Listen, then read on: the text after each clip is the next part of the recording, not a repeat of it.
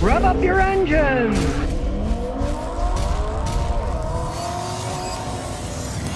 '97 Mitsubishi Evolution. As you can see, it's an Evolution 4. It's made in Japan.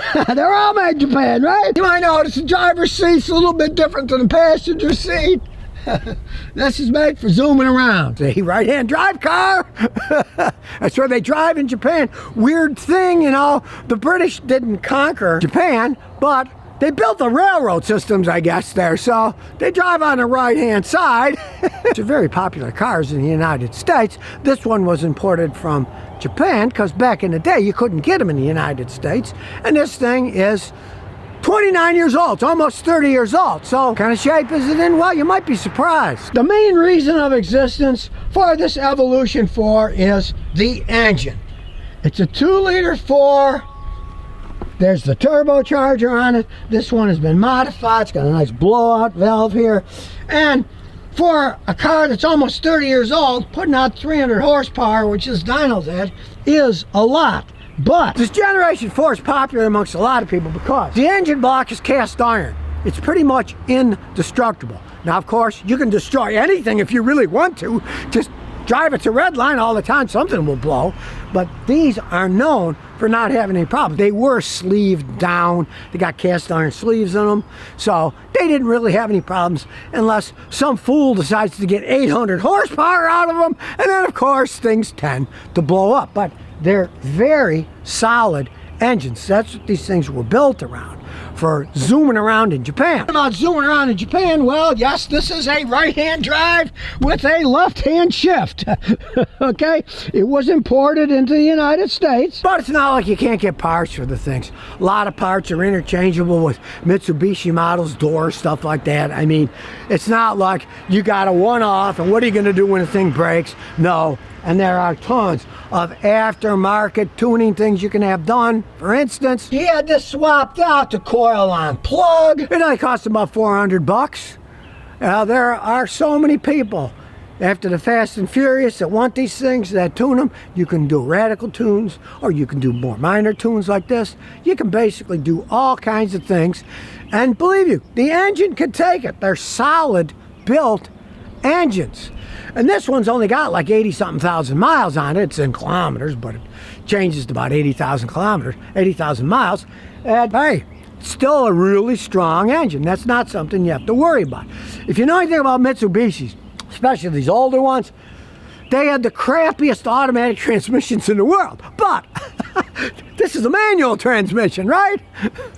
So you bypass all of that nonsense. From the 8 and 9 versions, this is a 4, you can get a lot of parts even from Rock Auto because there's a lot of interchangeable parts on these things. But the biggest things that these Evolutions are known for is their really interesting all-wheel drive system.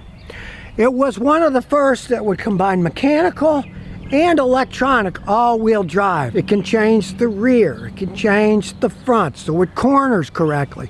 These are a driver's dream.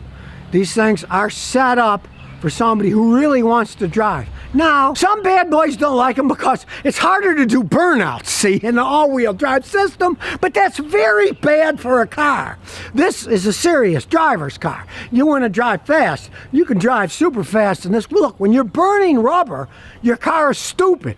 It's losing energy, it's destroying everything, and you are not accelerating it fast. Plus, your control isn't that great. You ever see the burnout videos, then the idiots run into a pole or run into the crowd, right? You don't have very good control. This thing has very good control. That's what it was made for. And you might think, oh, what's in a Mitsubishi? That's why they built this thing. It was a sleeper car in its time. Now everybody who knows cars knows about them, so they're not sleeping anymore. But for a little bitty 2-liter engine, the power that it puts out, that's controllable power. They are fun cars to drive, and they are collector's items, but they're not super expensive. For example, he bought this for $14,000, and it only had like 60,000 miles on it. In Japan, they don't drive that far. They got a lot of mountains. They don't have that many roads, so they don't put the mileage on the cars. And you buy one from Japan, in the case of these, a lot of times, you're better off buying them than buying later versions that were actually sold over here in the United States, because Americans drive like maniacs. And if you're going to buy a used one, it might have the heck beaten out of it. Don't ever touch one of these things without letting a mechanic check it out. There could be so many things if it was an American one the whole time. But the Japanese ones, you're often better off. The Japanese don't seem to abuse their cars like we do. They don't have the big wide open roads where they're gonna just drive them as fast as they can until they blow up, right? For a little bit of money, you can get a pretty zippy car if you use your head. But like I always say, you want a mechanic to check it out. In the case of these, my advice is don't buy one that's been heavily modified. They already had turbos, put out tons of horsepower.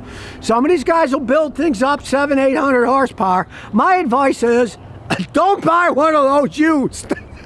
Unless you got a lot of money to pay for engine work, transmission work, probably suspension work, because it's probably been smashed up a few times too.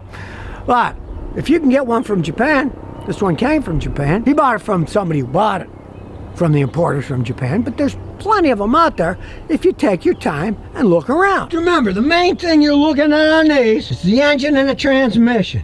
As you can see, he doesn't care that much about the body, you know.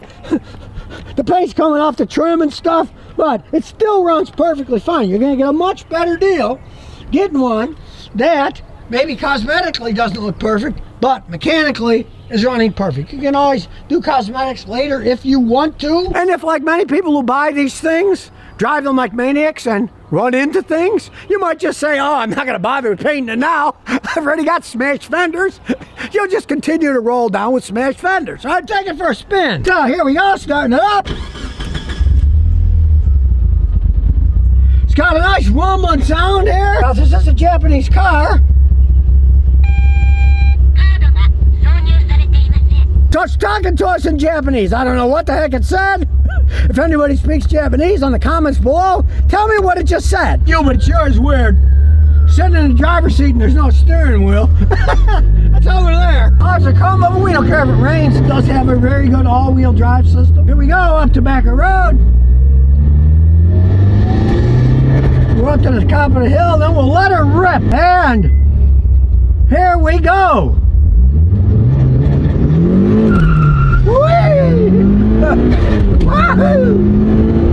I can hear that pop-off valve going. Can anyone say pocket rocket? That's exactly what this thing is. It's 29 years old, but it's still got a lot of oomph left to it. I could smell the tires. And you can see that all-wheel drive system went well. Did we fishtail? No. Total control. It's a very good all-wheel drive system. And it's 29 years old. Shows they knew what they were doing when they were building these things. Now the owner, as far as I'm concerned, is a very lucky man, because he bought it from Washington State, sight unseen other than pictures, and had it shipped here to Tennessee. And it's a great car, so he's a very lucky man. Maybe he should spend a weekend in Vegas and try his luck there. Now the radio is also in Japanese, so I have no idea what kind of music it's going to play, but you figure that out in time, I guess. And of course, it's a really well-handling car. I mean, this is a rally car. It was made for rally. It's got really quick shifts, no gear ratios. It's not a drag racing car. It is a driving car. Kind of like an old Lotus, only put in about twice the horsepower. So you can see a lot of fun for a little bit of money. And if you're real serious about these, my advice is stick with the older ones, the cast iron block, pretty much bulletproof.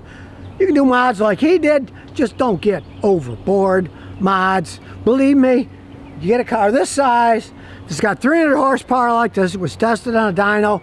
That's plenty of oomph to get you where you're going. You know, it's not a drag strip car. It's a rally car. It's a car for zooming and driving around it.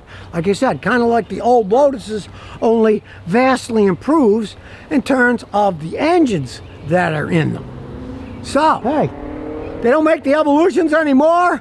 They made it to Evolution 10 and then they stopped. This is an Evolution 4. But it's probably one of the most fun ones they ever made. So if you never want to miss another one of my new car repair videos, remember to ring that bell.